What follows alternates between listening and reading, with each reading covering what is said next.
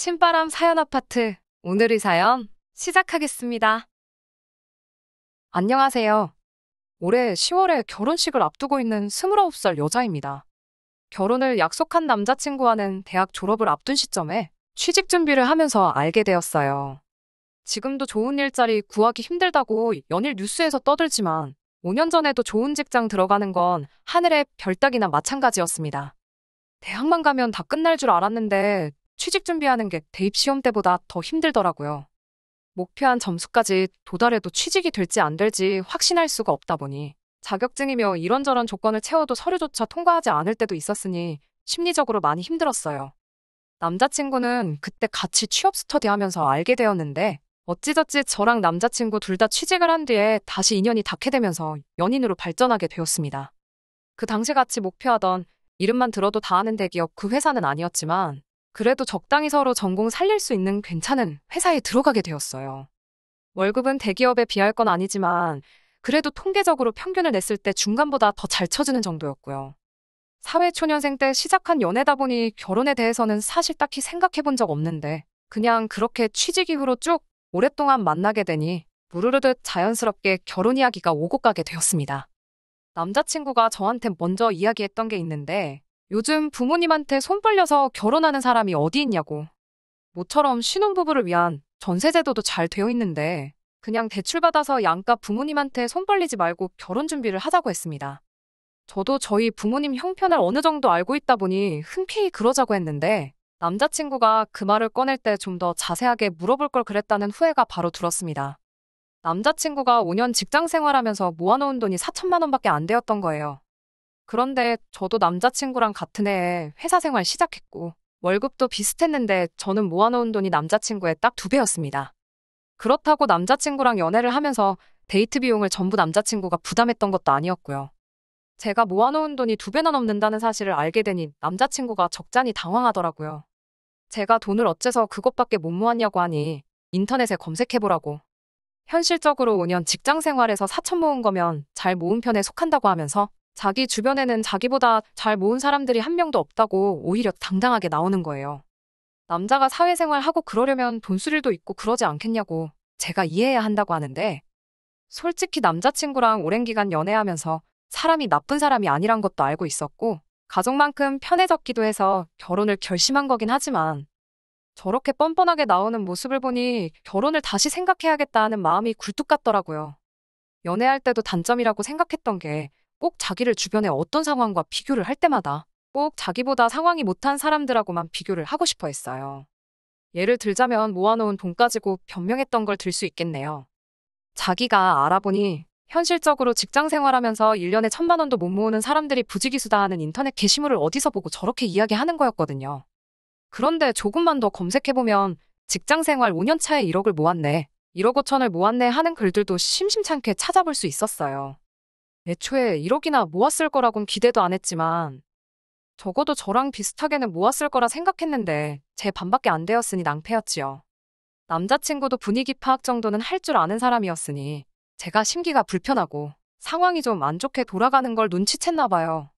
한동안 제 눈치를 그렇게 보면서 있었는데 며칠 지나지 않아서 목소리에 잔뜩 힘이 들어가서는 자기 부모님께서 자기 결혼할 때를 위해 모아둔 돈이 있으시다며 1억을 보태주시기로 했다 자랑처럼 이야기하더라고요. 먼저 부모님 손 안 벌리고 결혼하자던 사람이 상황이 급박해지니 부모님께 도움을 요청했다는 건 안 봐도 비디오였습니다. 그래도 그걸 가지고 따지지는 않기로 했어요. 남자친구 말 맞다나 갑자기 어디서 힘들게 구하신 것도 아니고 아들 장가 보낸다고 쭉 모아왔던 돈이라고 하니까 말입니다. 그런데 남자친구 쪽에서 남자친구가 모아놓은 돈은 차치하더라도 계획에는 없었던 1억이라는 큰 돈을 해주기로 했는데 저라고 저희 부모님 상황 힘든 거 알고 있지만 저희 쪽에서 아무것도 안 해가게 둘 수가 없더라고요. 저희 부모님한테 이 이야기를 했더니 저랑 같은 반응을 보이셨고 예비 사돈 댁에서 그렇게 보태는데 당신들도 가만히 있으면 그건 나중에 이야기 나올 수도 있다고. 일단 노후 자금으로 쓰신다고 적금을 여러 개 들어둔 게 있는데 그중 하나를 깨서라도 2천을 만들어주겠다 하셨습니다. 그럼 제가 모은 돈 8천에 부모님이 지원해준 돈 2천에서 1억을 해가는 거나 마찬가지니까요. 여전히 남자친구가 모아놓은 돈과 남자친구 집에서 지원해주기로 한 1억 4천보다는 약 부족하지만 애초에 시작을 반반 결혼하기로 했던 것도 아니었고 부모님 도움 없이 하기로 했던 결혼이니 그게 그렇게 문제될 건 없겠다 싶었습니다. 그래서 총 2억 4천으로 결혼 준비를 하기 시작했지요. 2억 4천에 신혼부부를 위한 전세대출을 받아서 신혼집을 구하기로 했어요. 혹시 모를 주택청약 당첨의 기대 때문에 조금이라도 목돈을 만들어두고 싶었고, 그래서 욕심내지 않고 집도 딱 신혼 때 몇 년 살기 괜찮은 정도로만 구하고 혼수랑 결혼식 비용도 최대한 아껴보기로 결정을 했습니다. 혼수 같은 경우에는 나중에 저희가 전세 말고 자가로 집을 구하면 그때 가서 할부를 하든 뭐를 하던 간에 좋은 걸로 하면 되겠다는 생각이었거든요. 그렇게 하나둘씩 착착 결혼 준비 해나가고 있던 상황이었는데 지난주에 데이트하고 있는데 남자친구가 말도 안 되는 헛소리를 하더라고요. 자기 부모님이 1억이라는 큰 돈을 보태주지 않느냐. 그러니까 앞으로 자기 부모님한테 알아서 잘해야 한다. 뭐 이런 식으로 말을 꺼내는 거예요. 다른 건 없고 한 달에 한 번 정도는 시어머니랑 같이 백화점이나 아울렛 같은데 쇼핑 좀 다녔으면 한다는 겁니다. 자기가 외동아들인데 어머니가 이따금씩 딸이 있었으면 좋겠다고 하셨다고. 이참에 제가 딸 같은 며느리 역할 좀 톡톡히 해주면 좋겠다고 하더라고요. 아버지도 무뚝뚝한 성격이고 자기도 아들이다 보니 잘해드리고 싶어도 같은 여자인 제가 하는 것만 하겠냐더라고요. 어머니가 자기한테 전화 오면 참 좋아하시는데 무뚝뚝한 아버지 닮아가지고 자기는 전화하는 게 불편하니까 자기 대신해서 안부 전화도 자주 드리면 좋겠다니 어쩌냐 하는데 무슨 생각을 가지고 저런 소리를 다 하고 있나 싶었습니다. 그러다 결정적으로 남자친구가 한마디를 더 보태는데 오만정이 다 뚝 떨어지더군요. 저보고 이제 여자친구가 아니고 며느리가 되는 거니까 시댁에 가면 불편한 티도 내지 말고 손님처럼 가만히 있지 말라는 겁니다. 왜 저런 이야기를 하나 했더니 결혼 허락 받으면서 예비 시댁에 들렀던 날 일에 대해서 말을 꺼내더라고요. 그래도 처음 인사드리러 간다고 해서 샤인머스켓 한 상자 사들고 인사드리러 갔었어요. 자리가 아무래도 어려운 자리다 보니 조금 어색하긴 했지만 최대한 자연스럽게 있으려고 노력했어요. 불편한 티는 최대한 내지 않으려고 노력했었는데 남자친구 눈에는 제가 많이 불편해하는 게 보였나 봐요. 이미 남자친구는 저희 집에 먼저 인사를 드렸고 그때 결혼 허락이고 다 받고 간단한 대화 몇 마디 나눴던 상황이었습니다. 적어도 남자친구가 저희 부모님께 인사드리러 왔을 때 물어보는 말에 로봇처럼 대답만 하고 뻣뻣하게 얼어붙어 있던 거 생각해보면 제가 그렇게 불편해했다고는 생각하지는 않았는데 사람마다 느끼는 게 다르니까 뭐 할 말은 없어요. 제가 가고 나서 무슨 이야기가 오고 갔길래 불편한 티를 냈다는지는 모르겠지만 손님처럼 가만히 있지 말라는 말은 무슨 말인지 짚고 넘어가야겠더라고요. 그러니까 남자친구가 대답이라고 한다는 소리가 그날 있었던 일을 가지고 걸고 넘어지더라고요. 자기 어머니가 식사 준비한다고 음식 차리고 있는데 가만 앉아만 있던 게 좀 보기 그랬다고 하는 거예요. 식사 끝나고 나서도 말이라도 설거지는 내가 하겠다 한마디 했으면 얼마나 보기 좋았겠냐고. 식사 끝나고 나서도 과일 몇 개를 내주셨는데 이젠 남자친구 어머니도 아니고 시어머니 되실 분이 과일을 자르고 계시는데 칼이라도 뺏는 신용이라도 했어야 한다는 거예요. 과일 이야기가 나와서 말인데 저도 그때 조금 서운했던 게 있었어요. 제가 샤인머스켓이며 이런저런 수입 과일들 여러 개를 사갔는데 솔직히 샤인머스켓 그거 예전만큼 비싸고 없어서 못 먹는 과일도 아닌데 제가 사간 과일들은 그대로 두고 어디 냉장고에 몇 달은 처박아 두신 건가 싶은 말라 비틀어진 사과 몇 개 썰어주신 게 전부였어요. 괜히 사간 거 생색내는 것 같아 아무 말도 안 하긴 했지만 서운했던 거 꺼내면 저도 한두 가지 아니지요. 당장 남자친구가 저희 집에 인사하러 왔을 때 빈손으로 왔던가 하며 그런데 되려 지난 이야기 끄집어내가며 그땐 그랬고 저땐 저랬지 하며 앞으로 잘하라는 소리가 뭔가 싶더라고요. 그리고 여태까지 조용히 말 한마디 없다가 자기 부모님이 1억 보태주기로 했다고 큰 소리 떵떵 치는 것도 어이가 없었습니다. 남자친구한테 뭘 그런 것까지 미리 정해놓고 하느냐고. 결혼하면 며느리돌이 알아서 할 텐데 그렇게 대놓고 대리효도 강요하는 거? 솔직히 말해서 좀 꼴불견이라고 솔직하게 제 생각을 말했습니다. 그리고 당신은 얼마나 우리 집에 사위돌이 잘하려고 그런 부탁을 하느냐고 따졌더니 남자친구는 오만상을 찌푸리며 내가 왜? 라는 반응으로 나오더라고요. 그러면서 한다는 말이 너네 집에서는 2천 보태주는 데 비해 우리 부모님은 1억이나 해주시지 않냐고. 그러니까 도리를 해야 되는 건 내가 아니고 너라고 하면서 딱 잘라서 말을 하더라고요. 여태 너 하는 꼴 보니 우리 부모님한테 그렇게 감사해야 하는 것 같지도 않아서 꺼낸 말이라며 결혼하면 알아서 잘하겠다고 회피하지 말고 노력하는 모습을 보이라네요. 결국 남자친구와는 그날 더 말이 통하지 않아서 그렇게 결론도 내지 못한 채 집에 돌아왔습니다. 원래는 퇴근하면 평일에도 가끔씩 만나서 결혼 준비한다고 만나 사소한 이야기 나누고 겸사겸사 데이트도 하고 돌아왔는데 오늘까지도 그냥 일 핑계 대면서 자리를 피하고 있어요. 결혼 이야기 오고 간지 얼마나 됐다고.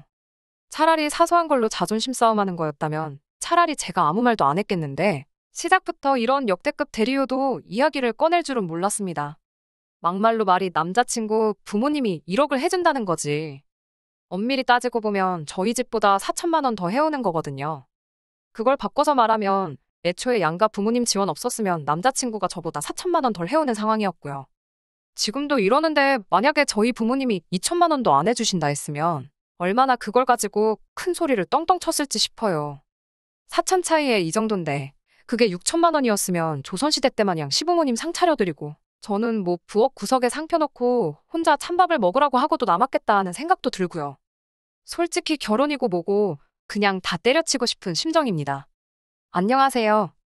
돈 얼마 더 해온다고 역대급 대리요도 강요하는 남자친구 때문에 사연을 보냈던 쓰니입니다. 댓글로 조언 남겨주신 분들께도 너무 감사드립니다. 남자친구와는 사연 올린 이후로 2주 동안 바쁘다는 이유로 안 만났어요. 주말에는 친구들하고 예전에 정해놓은 선약이 있다고 핑계대고 자리를 피했고요. 평소 같으면 회사 나가는 평일이라 할지라도 일주일에 2-번 정도는 남자친구랑 데이트를 하고 집에 들어오던 저였으니 칼퇴하고 와서는 집에서 한숨만 땅이 꺼져라 쉬고 있는 저를 보고 저희 어머니께서 뭔가 낌새를 눈치채셨던 것 같아요. 무슨 일이 있었는지 물어보시길래 남자친구와 있던 일을 다 이야기해줬더니 어머니가 대수롭지 않은 듯 그게 뭔 고민이냐고 하면서 언제 날 잡아서 남자친구나 한번 다시 집에 데려오라고 하시더라고요. 저는 파혼을 해야 하나 말아야 하나 고민하고 있었는데 별일 아니라고 하시면서 집에 데리고 오라 하시니 솔직히 이해가 되지 않았습니다. 어머니도 옛날 분이시니 남자친구가 틀린 소리 하는 게 아니라고 생각하시나? 하는 생각까지 들었어요. 그 주말이 돼가지고 남자친구 보고 저희 부모님이 한번 보자시니 오라고 했어요. 2주 동안 제가 만나는 거 피하는 게 티가 날 정도로 행동했으면 어느 정도 눈치를 챘으면 좋으련만 자기가 불리한 상황에서는 그렇게 눈치가 빠르더니 아직도 기고만장해 있던 남자친구는 장인 장모님이 사위를 벌써부터 오라가라 하신다고 짜증 섞인 말투로 농담을 다 하더라고요. 집단에는 농담이라고 능청스럽게 말하긴 했지만 그 말 한마디에서부터 이미 남자친구가 평소에 어떻게 생각하고 있는지 잘 말해주는 거라 생각했습니다. 그리고 저녁 시간 맞춰서 남자친구가 저희 집에 찾아왔는데 기대는 안 했지만 역시나 또 빈손으로 몸만 덜렁 왔더라고요. 제가 그걸 가지고 뭐라 한마디 했더니 저보고 괜찮겠냐고 자기가 뭐 사왔으면 또 벌써 2만 원만큼 결혼 비용에서 차이가 나지 않겠냐고 이죽거리는데 솔직히 한 대 걷어차주고 싶더라고요. 아무튼 그렇게 저희 집에서 부모님과 남자친구, 저 이렇게 넷이서 식사를 했습니다. 식사 끝나고 나서 어머니가 남자친구한테 할 이야기가 있으니 이쪽으로 와보라고 하시더라고요. 남자친구가 자리에 앉자마자 어머니가 통장 몇 개를 꺼내시는데 그 통장들은 부모님이 노후자금 하신다고 적금 여러 개 쪼개서 들고 있는 통장이었어요. 아직 만기가 한참 남은 것도 있고 그런데 대충 그 통장에 있는 돈만 합쳐보면 1억 3천 정도 되는 금액이 들어있었습니다. 그리고 어머니는 남자친구한테 이 돈을 결혼자금으로 주시겠다 하더라고요. 남자친구도 솔깃했을 거예요. 그 돈이면 신혼집 전세는 대출 따로 받을 필요 없이 구할 수 있었거든요. 아무리 이자가 싸도 아예 안 내는 것보다 쌀 수는 없잖아요. 어머니께선 그 통장을 모아들고는 남자친구한테 건네는 신용을 하면서 한마디 하시더라고요. 그럼 우리 집에서는 도합 1억 5천을 해주는 건데 앞으로 어떤 사위가 될 건가 한번 말해보라고 말이지요. 남자친구는 통장을 받아들이려고 뻗은 손을 공중에 멈춰서는 잔뜩 당황해서 시간이 정지한 것처럼 그대로 얼어붙어 있었습니다.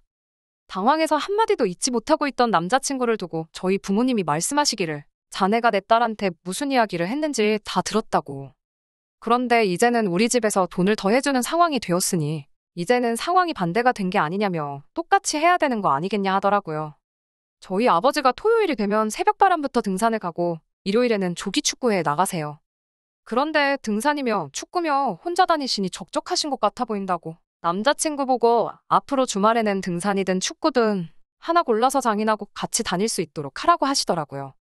원래도 회사에서 가끔씩 회식 대신에 주말에 등산을 가자고 불러내는 문화가 있다고 했는데 그때마다 등산이라면 아주 질색팔색을 하던 남자친구였거든요. 그런데 대뜸 이제는 등산을 빼도 박도 못하게 매번 가야 한다니 그리고 부장님보다 더 멀게 느껴지는 예비장인과 한계라니 남자친구한테는 악몽과도 같았을 겁니다. 어머니는 이어서 말하시길 우리 집도 딸 한 명밖에 없어서 아들 있는 집 보면 부러웠는데 당신이 또 한깔끔 하는 성격이라 한 달에 한 번은 기분 전환으로 집안 가구 배치도 바꿔보고 대청소하면서 베란다 샤시 같은 것도 다 뜯어내서 물청소 싹 하고 싶었는데 아들이 없어서 그렇게 못하셨다고. 그러니까 앞으로 한 달에 한 번은 또 저희 집에 와서 대청소하는 걸 도우라고 하는 겁니다. 사위한테 처가에 와서 설거지를 시키겠냐, 밥빨래를 시키겠냐고. 그냥 힘쓰는 일 생기면 와서 그때그때 도와주면 좋겠다고 하시는데 남자친구가 저한테 말한 며느리돌이라고 쓰고 식모살이라고 읽는 그것들을 그대로 똑같이 남자친구한테 해내라고 말하시는 거였지요. 남자친구는 어디서 꿀이라도 훔쳐먹고 온 건지 아직도 파른 통장 받아들으려고 뻗은 그대로 얼어붙어서는 아무 말도 못하고 쩔쩔매고 있더라고요. 그 꼴을 보는데 어찌나 속이 후련하던지. 그날 저녁에 남자친구한테 연락이 왔습니다.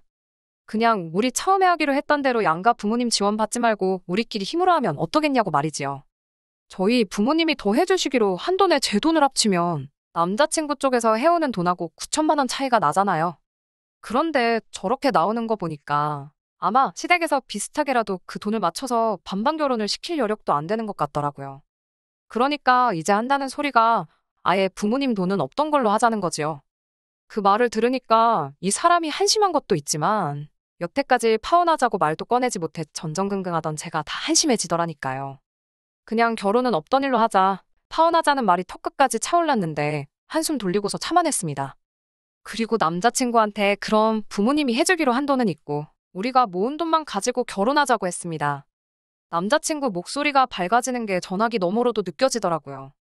안도의 한숨을 내쉬는 소리가 들리자마자 제가 한마디 더 했어요.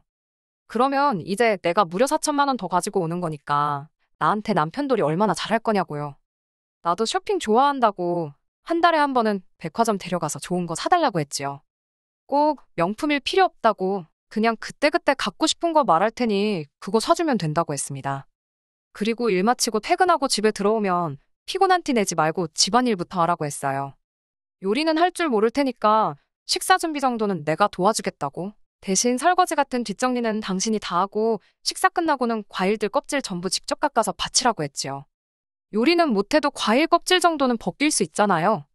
제 말이 끝나기 무섭게 남자친구가 갑자기 왜 그러냐며 쩔쩔매기 시작하더라고요.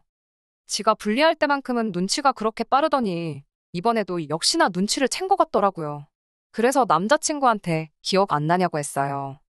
당신 부모님이 이렇게 해주기로 했으니까 나한테 며느리 돌이라고 포장해서 강요했던 대리효도 목록을 나한테 적용시켜서 똑같이 말한 건데 뭐가 문제가 있냐고요.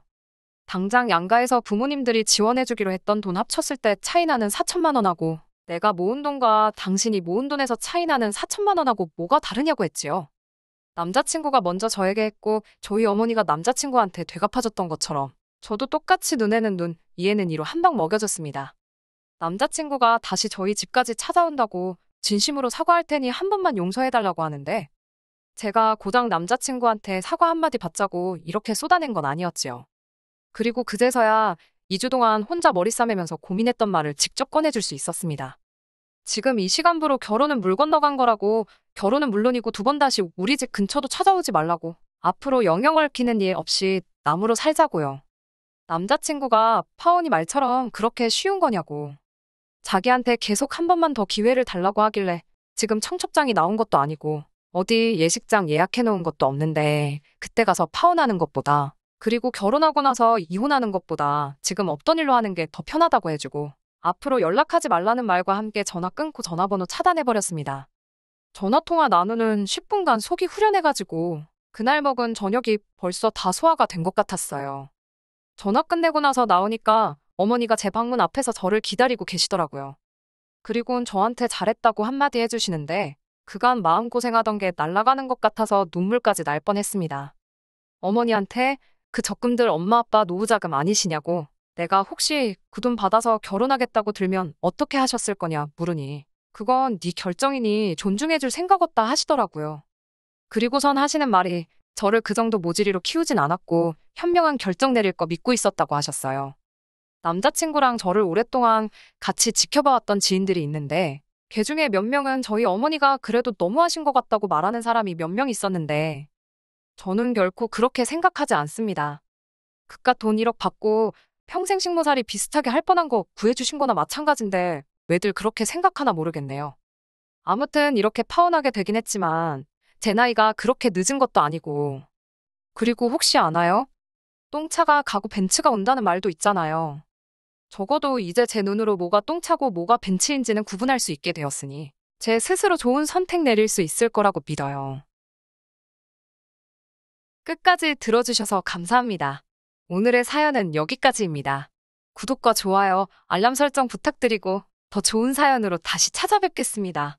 감사합니다.